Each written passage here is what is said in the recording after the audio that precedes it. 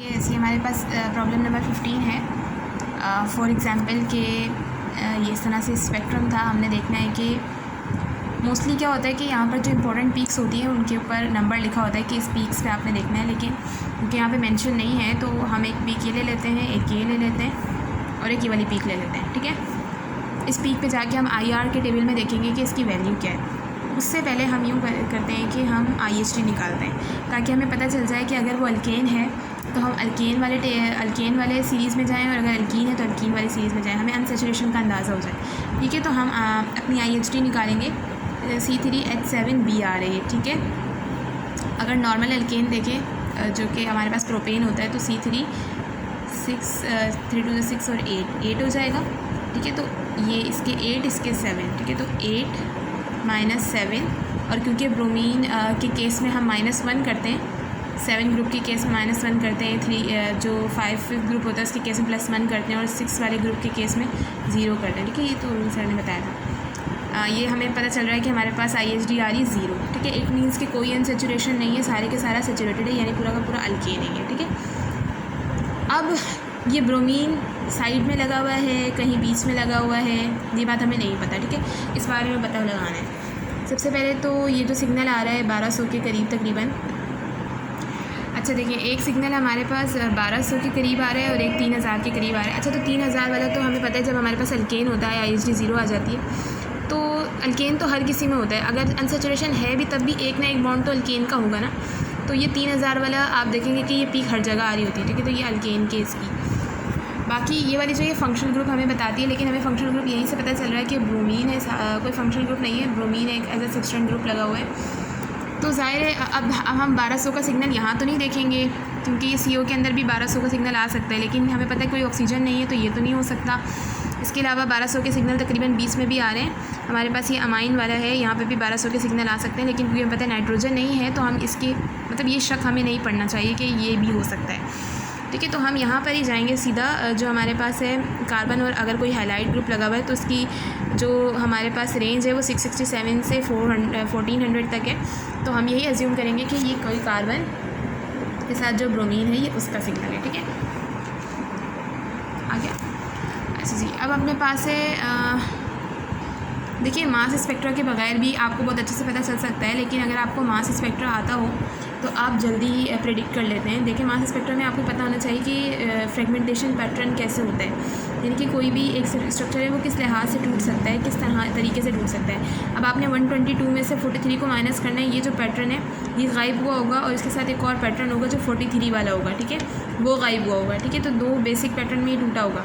तो 122 में से जब आपने 43 को माइनस किया, अच्छा ये दोनों हो सकते हैं, आप 124 में से कर लें, कोई मसला नहीं है।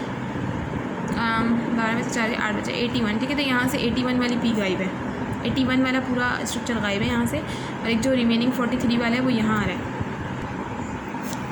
फिर आपने देखना है कार्बन 13 NMR जो कि आपको बहुत ही ज़बरदस्त प्रिडिक्शन देता है। और ये जो अच्छा डेप्थ वाला हो तो बहुत ही अच्छी प्रिडिक्शन देता है, लेकिन अगर डेप्थ ना हो, एक भी हो ना, तो उससे भी पता चल जाता है। देखिए यहाँ पे अब हर एक में 2 आ रहे हैं, इसका मतलब है कि कार्बन के सिर्फ 2 सिग्नल है, कार्बन 2 टाइप्स के मौजूद हैं, तीसरी टाइप नहीं आनी चाहिए। दूसरी बात ये पता चल रही है कि अगर कोई CH2 होता, मिथाइलिन ग्रुप होता, तो उसकी यूँ ऑल्टर में होती। ठीक है, तो कोई मिथाइलिन ग्रुप भी नहीं है, इट मीन्स कि CH है या CH3 है। अब मुझे नहीं पता कि ये CH3 या CH है, लेकिन मुझे ये पता चल गया। ठीक है, अब मैंने कार्बन 13 के टेबल पे जाके देखूँगी जो 40 के करीब पीक आई है किस चीज़ की है। ये रहा कार्बन 13 का NMR का टेबल। इसके अंदर हमारे पास देखें जो 40 के करीब आती है, ज़ाहिर है हम यहाँ पे कंफ्यूज नहीं होंगे क्योंकि ना ये फंक्शनल ग्रुप है ना ये है, कौन सा हमारे पास कार्बन के साथ जो ब्रोमीन है, इट मीन्स कि ये इसी का सिग्नल होगा। ठीक है, इसका मतलब है कि कार्बन के साथ जो ब्रोमीन है उसका सिग्नल है। ठीक है, अब ये जो 40 के बाद आ रहा है अपने पास, ये हमारे पास ज़रूर कार्बन के साथ हाइड्रोजन वाला होगा, क्योंकि हमें पता है कि जो इलेक्ट्रोनेगेटिव एलिमेंट के साथ कार्बन होता है उसका सिग्नल हमारे पास पहले आ जाता है, और जो हाइड्रोजन वाला यानी कि डीशिल्डेड कार्बन पहले आ जाता है और बाद में हाइड्रोजन वाला सिग्नल होगा इसके साथ। ठीक है, तो 2 तरह के कार्बन हैं। अच्छा, अब हाइड्रोजन अगर हम देखें कितनी तरह के हैं, तो यहाँ पे हमारे पास 2 सिग्नल आ रहे हैं, और ये 2 सिग्नल आ रहे हैं। इन्होंने कहा जो पहला सिग्नल है जो कि 1 और 2 के दरमियान में अपेयर हो रहा है वो डुप्लेट है। ठीक है, और जो तीसरा है वो हमारे पास कौन सा है, पेंटेट है। डुप्लेट का मतलब ये है कि जिस कार्बन के ऊपर हम हाइड्रोजन देख रहे हैं उसके बराबर वाले कार्बन पे एक ही हाइड्रोजन है, ठीक है। तो n+1 करके यानी 1+1 करके इसका जो सिग्नल है, इस कार्बन के ऊपर जो हाइड्रोजन का सिग्नल है वो डुप्लेट आ रहा है। पेंटेट का मतलब है कि जिस कार्बन के ऊपर हम हाइड्रोजन देख रहे हैं उसके बराबर वाले कार्बन पर कितने हाइड्रोजन हैं, तकरीबन 4 हाइड्रोजन है, या फिर इस तरफ 2 होंगे और इस तरफ 2 होंगे, इस तरह से कुछ है, जिसको करके यहाँ पे हमारे पास 4 हो रहे हैं और +1 करके n+1 करके फिर ये पेंटेट हो रहा है, ठीक है। तो ये मुझे पता चल रहा है। लेकिन अब मुझे यहाँ से देखना है कि जो सिग्नल हाइड्रोजन NMR के टेबल पे जाके देखेंगे कि जो सिग्नल 1 और 2 के करीब आता है वो किसका होता है। ये आ गया हमारे पास टेबल। इसमें देखें आप, हाइड्रोजन NMR का टेबल है, इसके ऊपर 1 और 2 के करीब जो सिग्नल आता है आपके पास वो किस चीज़ का होता है। अच्छा देखिए, पहले दूसरा सिग्नल देख लेते हैं जो 4 पे आ रहा है। हमारे पास 4 पे जो सिग्नल आता है वो उन कार्बन का जिनके साथ कोई ना कोई इलेक्ट्रोनेगेटिव एलिमेंट यानी कि CH2Br का है। ये तो CH2Br का सिग्नल हो गया। ये वाला नहीं, 4 वाला देखा था। ये वाला जो सिग्नल है, ये वाला, ये CH2Br का है। और जो ये वाला सिग्नल है 2 पर, लेकिन 2 पे हमारे पास देखें सिंपल वो वाले कार्बन होते हैं जिनके साथ हाइड्रोजन लगा होता है, सॉरी जिनके साथ सिंपल कार्बन यानी कि ये वाला है कार्बन के साथ जो सिंपल मिथाइलिन ग्रुप होता है, ये वाला, ठीक है। तो अब हम स्ट्रक्चर को प्रेडिक्ट कर सकते हैं। सिंपल ही है हमारे पास कि 2 तरह के कार्बन हो और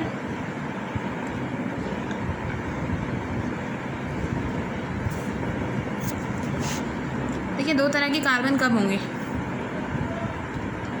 अगर मैं इसको बीच में लगाती हूँ ब्रोमीन को, तो एक तरह का कार्बन ये हो जाएगा और एक तरह का ये, क्योंकि दोनों एक जैसे हो जाएंगे। जी यही सही रहेगा। CH3 अब मैंने ये तो कार्बन के सिग्नल से तो प्रेडिक्ट कर लिया कि ये इस तरह है, और इसमें कोई मिथाइलिन ग्रुप भी नहीं आ रहा, CH2 भी नहीं आ रहा, और इन्होंने कहा था कि नहीं आना चाहिए, आ भी नहीं रहा। अच्छा जी, लेकिन अब मुझे हाइड्रोजन का सिग्नल देखना चाहिए कि जो मेरे पास एक डुप्लेट आया था और एक मेरे पास आया था पेंटेट, तो ये ऐसा हो रहा है या नहीं। लेकिन अगर मैं इसका सिग्नल देखूं तो 3 और 3 6 +1 7 आना चाहिए था, तो नहीं आया। इसका देखूं तो 1 और 1 2, चलो इसका तो सही आ रहा है, इसका भी सही आ रहा है 2, लेकिन इसका जो है वो सेप्टेट आना चाहिए था, जो कि अच्छा ये सेप्टेट ही तो है। 1 2 3 4 5 6 7, हाँ ये सेप्टेट है यार, पेंटेट नहीं है, ये सेप्टेट है, ठीक है। 7 इसका सिग्नल आ रहा है। तो ये हमारे पास जो है वो स्ट्रक्चर आ गया। ये स्ट्रक्चर इलुस्ट्रेशन करनी है जो कि बहुत आसान है हमारे पास, ठीक है।